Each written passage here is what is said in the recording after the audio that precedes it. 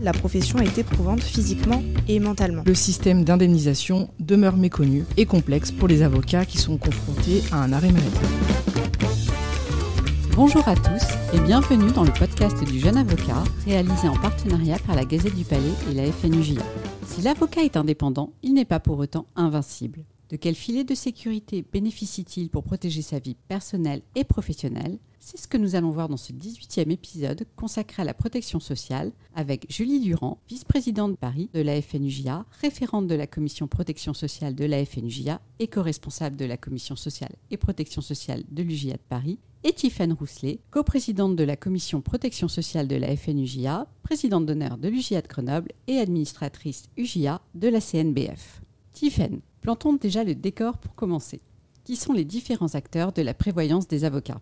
La Caisse nationale des barreaux français, que l'on appelle la CNBF, assure la gestion des régimes obligatoires de retraite et de prévoyance pour les avocats affiliés, pour tous les avocats inscrits dans un barreau en France. Les cotisations permettent à la fois de couvrir la retraite et la prévoyance de base, qui couvrent les risques majeurs comme l'incapacité, l'invalidité et le décès.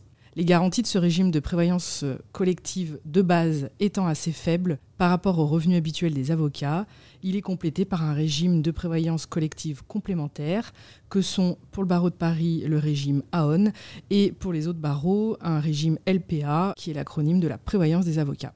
Il demeure par ailleurs indéniable que le système d'indemnisation demeure méconnu et complexe pour les avocats qui sont confrontés à un arrêt maladie. En effet, durant les 90 premiers jours, c'est un régime souscrit par le barreau qui prend en charge l'incapacité de travail, puis la CNBF vient en relais puisqu'elle ne prend en charge les indemnités journalières au titre de l'arrêt maladie qu'à compter du 91e jour. Julie, quelles sont les différences entre la protection sociale des collaborateurs libéraux et celle des avocats salariés ? Pour les collaborateurs libéraux, effectivement, il existe une différence avec les avocats salariés. Les avocats salariés et les collaborateurs salariés relèvent du régime général des salariés pour les risques maladie, maternité, invalidité, décès, accident du travail et maladie professionnelle. Ainsi, ils perçoivent directement des indemnités journalières de la CPM, Caisse primaire d'assurance maladie. Contrairement aux collaborateurs libéraux et aux avocats libéraux, qui sont eux rattachés à la CNBF pour leur régime de protection sociale. Toutefois, les collaborateurs libéraux demeurent protégés par certaines règles de notre règlement intérieur, RIN, puisqu'il prévoit notamment le maintien de la rétrocession d'honoraires durant 2 mois en cas de maladie ou encore durant les congés liés à la parentalité.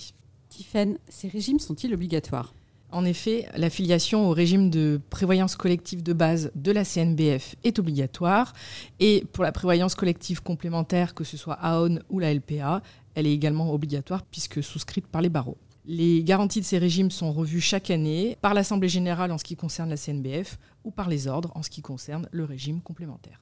Julie, parmi les risques couverts par le régime de base obligatoire, quelle est la couverture de garantie incapacité temporaire ? Alors tout dépend si l'avocat concerné dépend du régime LPA-CNBF ou AON-CNBF, car les garanties ne sont pas les mêmes en fonction de son barreau de rattachement. Pour le régime LPA et CNBF, on a une franchise de 15 jours en cas d'arrêt maladie, accident, hospitalisation, puis 90 € par jour versés par LPA pendant les 90 premiers jours d'arrêt de travail, soit 75 jours fois 90 €, ça fait à peu près 6 750 €. Puis la CNBF versera 90 € par jour à partir du 91e jour d'arrêt. Ces garanties peuvent varier selon le contrat souscrit par les barreaux, le régime n'étant pas le même pour tous, malheureusement. Si l'avocat est rattaché à AON et CNBF, la franchise en cas d'arrêt maladie sera de 30 jours d'arrêt continu, en cas d'accident, franchise de 8 jours d'arrêt continu. En cas d'hospitalisation, ce sont les mêmes franchises si l'hospitalisation n'est pas immédiate et sinon à compter de la date d'hospitalisation, pas de franchise en cas d'agression professionnelle. Jusqu'au 90e jour, 90 € par jour et à compter du 91e jour, 90 € par jour versés par la CNBF. Sauf en cas d'agression professionnelle où là on passe à 60 € par jour jusqu'au 60e jour. Il y a 2 particularités depuis 2025. C'est en cas de fausse couche, on n'a que 90 € par jour pendant 3 jours qui sont prévus. Et en cas de procréation médicalement assistée, PMA, on a 90 € par jour pendant 5 jours. Tiffaine, le régime prévoit aussi un mi-temps thérapeutique, mais est-il suffisant ? En effet, un mi-temps thérapeutique est prévu, mais uniquement par les régimes de prévoyance complémentaires et il est clairement insuffisant à ce jour puisque les pathologies prises en charge sont limitatives et très peu nombreuses. Il y a également des disparités selon que vous dépendiez du régime de Aon ou de la LPA. Par exemple, si vous dépendez d'un régime LPA, la maladie de Crohn n'est pas prise en charge alors qu'elle concerne 150 000 personnes en France. C'est pour cela que la FNUJA réclame à ce sujet depuis plusieurs années l'extension du mi-temps thérapeutique aux autres pathologies, notamment afin de pouvoir couvrir les pathologies liées à l'épuisement au travail. Alors justement, une étude du barreau de Paris et une autre du barreau de Rouen ont mis en lumière la souffrance des avocats au travail. Julie, que faut-il en retenir ? Alors, il s'agit de 2 études très intéressantes. Une venue en 2025 sur l'exposition des avocats du barreau de Rouen aux risques psychosociaux et une autre du barreau de Paris en mars 2025, une enquête intitulée « Santé des avocates et avocats du barreau de Paris » qui a mis en évidence un constat sans appel, la profession est éprouvante physiquement et mentalement.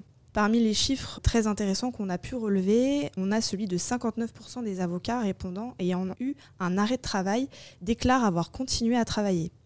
43% travaillent souvent le week-end et 44% régulièrement après 21h. 64% estiment que les délais sont trop serrés et ont un impact négatif sur leur santé mentale.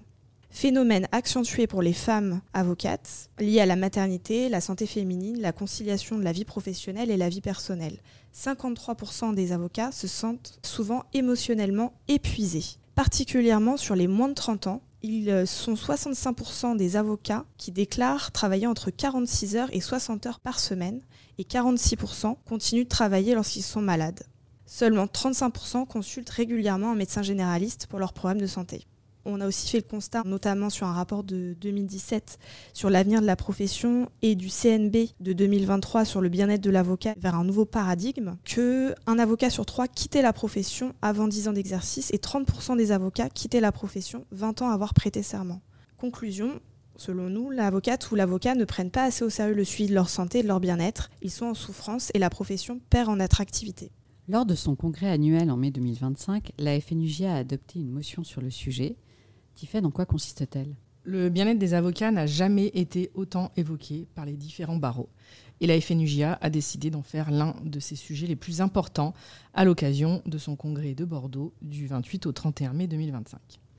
Notre rapport a permis de mettre en évidence ce qui ne va pas et de faire des propositions concrètes pour améliorer la santé et le bien-être des avocates et des avocats. Notamment faire un point avec la CNBF, les organismes de prévoyance et les ordres pour améliorer les garanties, les rendre plus transparentes et accessibles. Nous avons également relevé une nécessité d'harmoniser les choses entre les différents barreaux et coordonner l'accessibilité de l'information à ce sujet. Chaque avocat doit pouvoir savoir rapidement ce sur quoi il est couvert. Il doit pouvoir être aidé efficacement dans ses démarches s'il en a besoin et avoir l'opportunité de souscrire une complémentaire individuelle de qualité en fonction de ses revenus. À ce titre, la FNUJA a souhaité la définition et la mise en œuvre d'une politique ambitieuse de prévention, d'accompagnement et de sensibilisation qui, selon nous, ne constitue plus une option mais une nécessité. Une telle stratégie doit avoir pour finalité d'améliorer durablement la qualité de vie et les conditions d'exercice des avocats, tout en contribuant à la pérennité et à l'attractivité de la profession. C'est aussi au cœur des préoccupations de notre nouvelle présidente de la FNUJA, Camille Magnat. Pour elle, il est important pour les avocats et avocates d'être bien protégés car cela contribue à permettre d'exercer sereinement. Julie, les régimes complémentaires peuvent-ils être souscrits à titre collectif ou sont-ils forcément individuels ? Alors, les régimes complémentaires sont collectifs et obligatoires. Donc CNBF, Aon et LPA, tout ça c'est obligatoire. Mais chaque avocate ou avocat a la possibilité de souscrire un contrat de prévoyance complémentaire individuel de son choix. On considère que la complémentaire individuelle devrait être systématique pour chaque avocate ou avocat dès son entrée dans la profession, tant les régimes obligatoires ne nous paraissent pas suffisants. Le problème, c'est qu'aujourd'hui, les jeunes confrères, ayant parfois des revenus peu élevés, ne souscrivent pas de contrat de prévoyance individuelle par méconnaissance du fonctionnement de ce système de prévoyance collective ou simplement par souci d'économie. En cas de maladie grave, d'accident de la vie, voire de décès, certains jeunes avocats ou avocates, voire moins jeunes, se retrouvent en grande détresse et démunis ainsi que leurs proches. Tiffen, comment bien souscrire son contrat de prévoyance à titre individuel ? Vous pouvez souscrire via un courtier ou directement en ligne auprès de nombreuses compagnies d'assurance. La souscription est très facile sur Internet, mais le conseil qui va avec est très souvent défaillant. De plus, chaque avocate et avocat doit remettre à jour ses garanties au minimum chaque année, car la situation tant personnelle que professionnelle évolue. Ce qui est important de regarder en premier, c'est les délais de carence pour compléter ceux prévus par la CNBF et les régimes AON et LPA. Attention, comme nous l'avons dit, en cas de contrat de collaboration libérale, le cabinet maintient la rétrocession pendant 2 mois. Il faut donc en tenir compte. Vous devez également prendre en compte votre situation de famille dans les tiers couverts, par exemple si vous êtes marié, concubin, si vous avez des enfants ou pas. Vous devez faire attention à vos pathologies personnelles. Comme nous l'avons évoqué, si vous avez la maladie de Crohn, il faut peut-être prévoir une option puisqu'elle n'est pas prévue dans le mi-temps thérapeutique de base dans le régime LPA. Il faut également regarder la prise en charge d'une indemnité qui correspond à vos charges professionnelles et pas uniquement un contrat qui vous versera des indemnités journalières. Et enfin, évidemment, voir le budget que cela représente pour que les charges restent raisonnables pour vous. Julie, quelle aide l'avocat arrêté peut-il trouver auprès de son ordre ? Alors nous avons plusieurs systèmes. Tout d'abord, le système de l'avocat suppléant, qui est prévu par l'article 46 du décret du 30 juin 2023, qui prévoit que l'avocat empêché d'exercer peut faire une demande de suppléance, à savoir il choisit un avocat suppléant inscrit dans le même barreau qu'il accepte pour une durée limitée sans être supérieure à 1 an, avec une ordonnance du bâtonnier. Toutefois, une prorogation peut être demandée au besoin. Sinon, il existe un service de l'administration des cabinets d'avocats empêchés d'exercer, CACAEE, qui intervient quand il n'y a pas d'administrateur ou de suppléant proposé à la désignation. Il s'agit en général d'anciens membres du Conseil de l'Ordre qui sont alors désignés administrateurs ad hoc. Ils ne succèdent pas dans les dossiers mais gèrent l'administratif et les maniements de fonds CARPA. Nous avons également le service économique et social de l'Ordre des avocats, le SES, avec une assistance sociale dédiée. Également le service d'aide sociale de la CNBF qui peut attribuer des aides financières à ses affiliés ainsi qu'à leurs conjoints survivants et à leurs orphelins. Tiffaine, existe-t-il un régime d'invalidité au sein des régimes obligatoires ? Oui, un tel régime existe. En fonction du taux d'invalidité, on va déterminer si c'est une invalidité partielle ou totale et une rente va être versée à l'avocat. Cette rente va être calculée en fonction de l'âge de l'avocat et de la durée de ses cotisations. Attention, ce régime existe, mais là encore, il y a des disparités selon que vous soyez affilié au régime AON ou au régime LPA. Comment fonctionne la garantie décès, Julie ? Alors, il existe une allocation orphelin prévue par la CNBF pour les enfants de moins de 21 ans. Il s'agit d'une allocation annuelle qui peut être prolongée jusqu'aux 25 ans de l'enfant en cas d'études.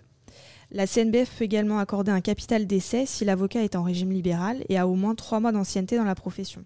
Ces cotisations doivent avoir été réglées, avoir été en activité au moment du décès ou omis pour raison de santé, non liées aux faits de guerre. Les régimes AON et LPA prévoient aussi des indemnités, mais qui sont variables en fonction du barreau de rattachement. Attention à bien mettre à jour la clause de bénéficiaire pour que les proches soient couverts à ce moment-là. Concernant le congé parentalité, nous renvoyons nos auditeurs au podcast consacré au sujet. Mais Tiffaine, pouvez-vous nous rappeler comment fonctionne le système de retraite des avocats ?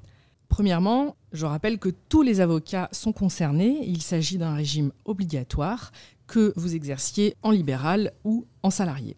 C'est donc la CNBF qui gère pour la profession d'avocat à la fois le régime de retraite de base et le régime de retraite complémentaire. S'agissant de la retraite de base, elle va être calculée par annuité en fonction du nombre de trimestres cotisés. Et son montant sera le même quel que soit votre niveau de cotisation. S'agissant du régime complémentaire, on retrouve un fonctionnement plus classique, c'est-à-dire un fonctionnement par points, avec une pension qui sera calculée en fonction de vos cotisations et donc de votre situation personnelle. Enfin, Julie, quels sont les exemples étrangers qui pourraient inspirer les avocats français pour une meilleure prévoyance ? Alors à l'échelle européenne, on a l'Espagne qui a rédigé un kit de santé mentale pour les avocates et les avocats que nous pourrions totalement reprendre en France, notamment sur les astuces pour apprendre à déconnecter, qui sont des choses très concrètes à mettre en place. Il y a également le barreau de l'ordre du Québec qui est très avancé sur le sujet, avec notamment un rapport sur le bien-être des avocats qui a été édité en 2019, là aussi avec des propositions très concrètes. Ce qui est intéressant, c'est notamment qu'ils opèrent une différence entre ce qui est de la responsabilité du cabinet et celle des ordres. Ils font cela sous forme de 10 recommandations détaillées, tant sur la formation, l'organisation du cabinet, exemple produire un standard de pratique sur l'organisation du travail bienveillant, ou encore comment déstigmatiser les enjeux de santé mentale dans la profession. Si exercer en toute autonomie fait la richesse du métier d'avocat, cela ne doit donc plus signifier avancer seul. La protection sociale, c'est aussi ce qui permet à l'indépendance de durer, à méditer et à partager. Merci Julie et Tiffaine pour tous ces conseils et à bientôt pour un nouvel épisode du podcast du Jeune Avocat.